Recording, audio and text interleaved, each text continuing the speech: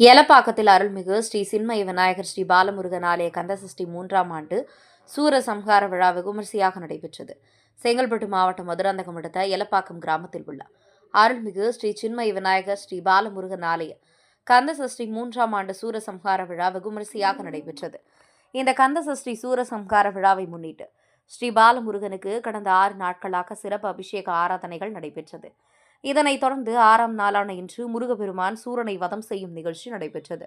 இந்த சூரசம்ஹார விழாவில் முருகப்பெருமான் சிறப்பு அலங்காரத்தில் எழுந்தருளி சூரபத்மன் வதம் செய்யும் நிகழ்வு நடைபெற்றது. இந்நிகழ்ச்சியில் சுற்றுவட்டார பகுதியிலிருந்து ஏராளமான பக்தர்கள் கலந்து கொண்டு சாமி தரிசனம் செய்தனர்.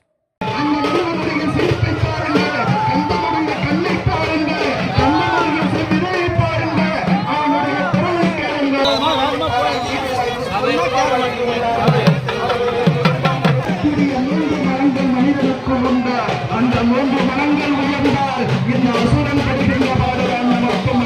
அசுரர்கள் எப்படி எல்லாம் அழுகிறார்கள். அங்கு இருந்த